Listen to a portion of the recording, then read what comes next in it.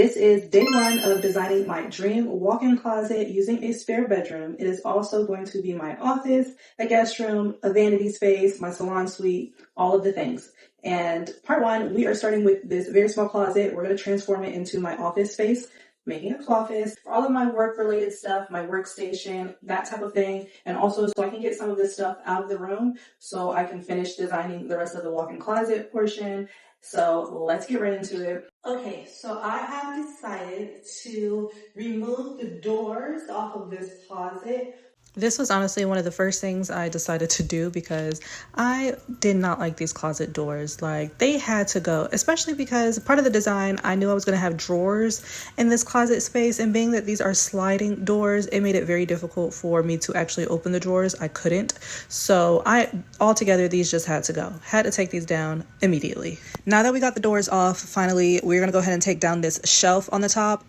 This shelf we're going to continue to use, but I need to paint it white first. So I'm going to take it outside and paint it white, and then we'll be putting it back much later. And then I'm going to take off this clothing rail because we don't need this at all. It's serving no purpose. So we're going to remove that, figure out what to do with it later. Then I found these floating shelves on Amazon, and they fit the width of my closet perfectly. It comes in a set of 4, and I've been seeing this floating shelf in most of all the inspo pics for Cloffices. So I was like, yeah, we're gonna go ahead and do that as well because it's just an extra layer of storage and it's not needing any space on the bottom. It's like, it's a floating shelf. So yep, we're gonna do that. That was a little stressful, I'm not even gonna lie, but we got them on there and they fit. So we're gonna go ahead and leave the white shelves on there, and what we're gonna do is place the tiles, the backsplash, just let it fall behind it, and then I'll push the shelves in and secure it with the screws that go underneath. I like it because at least the brackets are invisible. I do like that. That is tea, but yeah, we're a little stressed out. Okay, moving right along, we're going to add these peel and stick tiles, backsplash that I got from Amazon. I absolutely love this design. It's like these little scalloped tiles instead of like the square ones. I love the fact that it was like a pink marble type of design. It actually matches the wall idea that I had for the front wall of the room. I'm going to be doing like a DIY lime wash idea on that wall basically. So I just thought this would look so cute in here, just a little extra detail, and it was so easy to put up. It fits literally perfectly. I ended up having to get 2 sets. I thought one was going to be enough, but I did have to order a second one, and but that's fine. I actually like the fact that I have a little bit extra that I can play around with something else.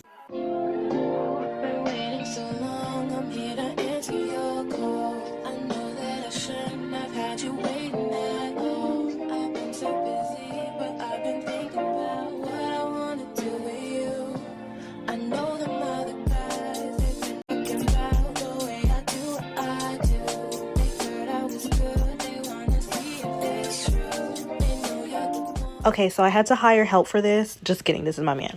But I needed help putting up this old TV stand that I had from my first apartment. This TV stand I had for so long. I'm talking so long. But it is very heavy. And I was like, I don't want to get rid of it. It's cute. I don't know what I need it for, but it's cute. And turns out it fits perfect right in this little office space on top of the shelf. It's like even more storage, right? Because it has little compartments on it, and it can utilize this upper space way better than if it was just like plain and open. So I love it. I think it fits perfectly. I'm putting all of like the business materials, like shipping materials for anytime I have to ship out products.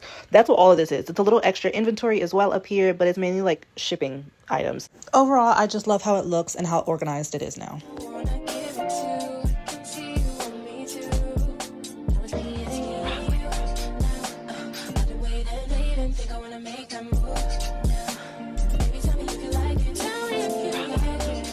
The pieces I'm putting in now, I've already had. I actually thought that this was going to be the layout for my Cloffice. The drawers in the middle with the cube shelves on the side. But I realized I actually absolutely hated it. So I ended up getting these drawers from IKEA and putting it together. I got these because I thought they matched the drawers that were in there, but they don't match them exactly, which is fine. I'll probably end up using only one set of drawers in the office space anyway, which will probably be these. And I'll just rearrange and use those other drawers somewhere else because all in all, it's just not working the way I wanted it to work out. But I'm definitely like a visual planner. Like I have to see things in real life to see if it's gonna work out, and that's like really difficult to do because I need to see it. Like, I don't know if I'm making sense, but anyways, I eventually realized that I wanted to remove the inside trim and baseboards of the closet because they're getting in the way of the things are fitting. So I ended up taking off the inside trim, but we will be returning this back to where it first started. I just need to remove that to remove the baseboards on the bottom.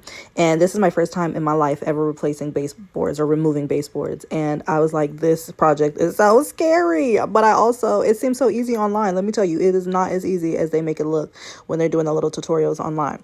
But anyways, I got my tools from Home Depot because I was ready to get to work. I wanted to get down and dirty. Like, this is what I mean. I want to learn about all these DIY things that the girlies online are doing. I'm like, I want to be able to do that. It looks fun. So I tried. I got my materials. I don't know exactly what I was doing, but I will say it started to make sense the more and more I went along. I was like, okay, I get it now. Like, I can see where the glue is. I can see where the nails are in. Like, I could see what I need to pull and pry and what tools I need to use for what. Once I got everything removed, I did have a small hole over here on the side. Not my first time putting a hole in the wall, so I already had like a little repair kit for that. I'm using the Drydex spackling, and I'm just going to repair this hole before I put the replacement trim that I got off of Amazon down at the bottom. It's so thin, so it's way better than what was there before, which was like 2 inches wide, just taking up entirely too much space.